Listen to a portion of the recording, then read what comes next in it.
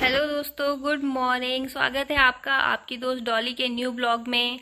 कैसे हैं आप सब? आशा करती हूँ आप सब अच्छे होंगे। मैं भी बहुत अच्छी हूँ। आज है संडे का दिन और इस ब्लॉग की शुरुआत हो रही है संडे की सुबह से।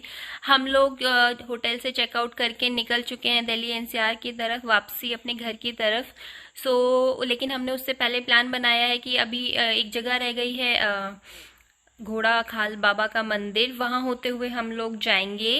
अगर मैं आप बताऊं आपको तो हमने यहाँ पे 2 से 3 जगह कवर की हैं। वैसे घूमने के लिए और भी जगह हैं बट 1 से 2 दिन में इतना ही कवर हो पाता है।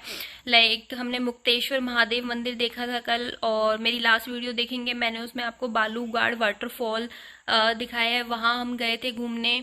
और आज हम घोड़ा खाल बाबा मंदिर जा रहे हैं घूमने। घोड़ा खाल बाबा मंदिर बहुत प्रसिद्ध है यहाँ पर। और दोस्तों, आप ये देख पा रहे होंगे पीछे पहाड़, वेदर और यहाँ के नज़ारे कितने क्लियर हैं इस टाइम पे। बट इस पे मत जाइएगा, यहाँ का कोई भरोसा नहीं होता। इवन पहाड़ वाली लोकेशन का कहीं कोई भरोसा नहीं होता है कि अभी बादल क्लियर है, बिल्कुल पहाड़ नजर आ रहे हैं, लेकिन कुछ देर बाद अचानक से बारिश शुरू हो जाती है, बादल आ जाते हैं एकदम से, ठंडा मौसम हो जाता है। अभी थोड़ी देर पहले गर्मी लग रही थी, धूप निकली हुई थी, और थोड़ी देर बाद ही एकदम से बादल आ गए, काले हो गए, बारिश भी शुरू हो गई। तो यही यहाँ की मतलब इम्पोर्टेंट और सबसे अच्छी चीज़ है जिसे एंजॉय करने के लिए हम लोग जाते हैं। सो फ्रेंड्स, देखिए हम आ गए हैं ये घोड़ा खाल बाबा मंदिर, और ये सीढ़ियाँ हैं जो ऊपर की तरफ जा रही हैं। अभी हम ऊपर जाएंगे। सो फ्रेंड्स, आप देख पा रहे होंगे यहाँ पे कितनी कितनी सारी छोटी से लेके बड़ी हर साइज की घंटी बंधी हुई है। यही यहाँ की प्रसिद्ध और मान्यता है। कहते हैं यहाँ पर लोग आते हैं, विश करके जाते हैं, और अगर उनकी विश पूरी हो जाती है तो वो लोग अपनी श्रद्धा के अनुसार यहाँ पे घंटी बांध कर जाते हैं। तो इतनी यहाँ पे लाखों करोड़ों घंटियां बंधी हुई हैं, इससे इसकी मान्यता पता चलती है, और पता चलता है लोगों की प्रार्थनाओं का कि उनकी कितनी मतलब श्रद्धा है यहाँ पे, और कितने लोगों की प्रार्थनाएं पूरी हुई हैं, जिसकी वजह से लोग यहाँ घंटी बांध बांध कर जाते हैं। यहाँ की ब्यूटी और यहाँ की मान्यता देख के मैं आप सभी को सजेस्ट करूंगी कि अगर किसी का प्लान बनता है तो वो ज़रूर आए मुक्तेश्वर घूमने। काफ़ी अच्छी जगह है, अच्छी अच्छी जगह घूमने के लिए है। यहाँ के वाटरफॉल, यहाँ के मंदिर, और अगर मैं आपको आने का बताऊं तो आप किसी भी तरीके से आ सकते हैं। यहाँ आने के 2-3 तरीके हैं। लाइक आप अपने बाय कार आ सकते हैं, खुद से ड्राइव करके, फ्रेंड्स वगैरह प्लान करके यहाँ तक सीधा आ सकते हैं। उसमें तो फिर कोई प्रॉब्लम में नहीं, आप कहीं भी जाइए घूमने, आपके पास अपनी कार है। लेकिन अगर आप बाय ट्रेन आने की सोच रहे हैं तो यहाँ पे सबसे नियरेस्ट जो रेलवे स्टेशन है वो काठ गोदाम है, और काठ गोदाम से फिर आपको टैक्सी हायर करनी पड़ेगी मुक्तेश्वर के लिए। और अगर आप बाय एयर आने की सोच रहे हैं तो यहाँ से सबसे नियरेस्ट एयरपोर्ट वो पंत नगर है, वहाँ से फिर से आपको टैक्सी हायर करनी पड़ेगी। और अगर आप बस से आने की सोच रहे हैं तो बस नैनीताल तक और हल्द्वानी तक आएगी। फिर वहाँ से आपको वहाँ से यहाँ तक आने के लिए बस, कार मतलब लोकल जो बस होती है, या फिर कार टैक्सी हायर करनी पड़ेगी। और मैं डिस्टेंस बताऊँ तो मुक्तेश्वर दिल्ली से अप्रॉक्स 360 किलोमीटर दूर है, और दिल्ली से नैनीताल 310 किलोमीटर दूर है। नैनीताल भी काफ़ी अच्छी जगह है, आप वहाँ जाकर, वहाँ घूमकर, वहाँ एक दिन स्टे करके फिर ऊपर मुक्तेश्वर घूमने आ सकते हैं, और वापस अपने रिजॉर्ट या होटल जा सकते हैं।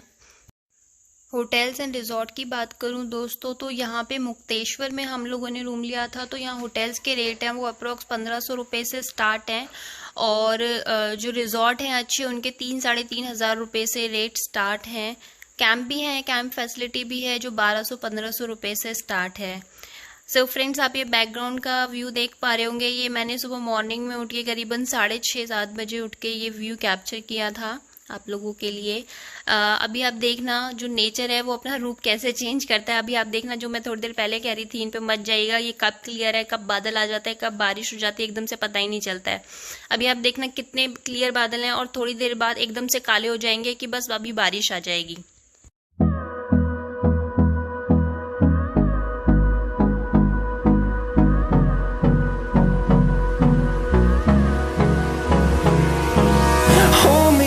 Till I get up, time is barely on our side.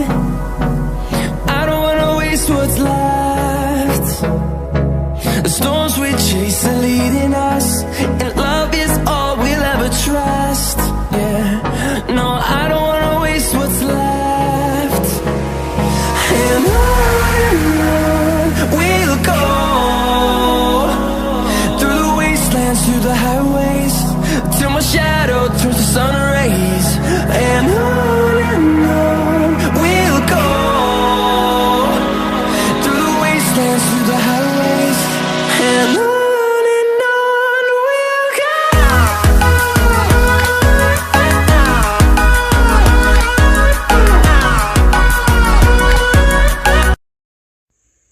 दोस्तों देखा आपने वेदर कितनी आसानी से कितनी जल्दी यहाँ पर चेंज होता है।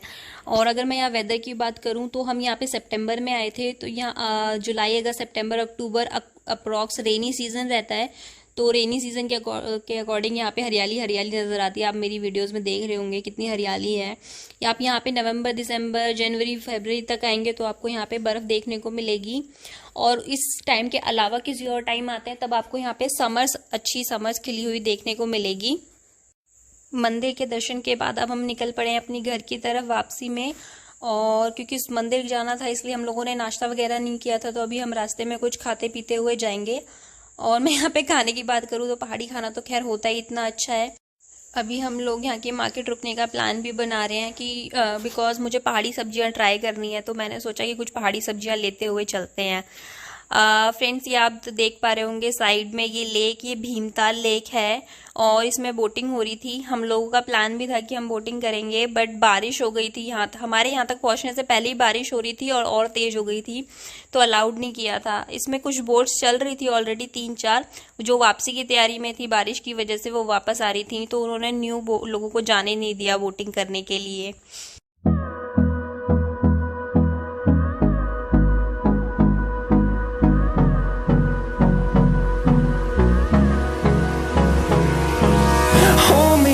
Till I get up, time is barely on our side. तो दोस्तों मैं आ गई हूँ यहाँ पे अपने इस ब्लॉग का एंड करने के लिए। आपको कैसा लगा मेरा वीडियो कमेंट्स करके ज़रूर बताइएगा। आपको इस ट्रिप के बारे में और कोई डिटेल चाहिए तो आप पूछ सकते हैं कमेंट सेक्शन में डाल के। और आपको वीडियो अच्छी लगी हो तो please like share and subscribe.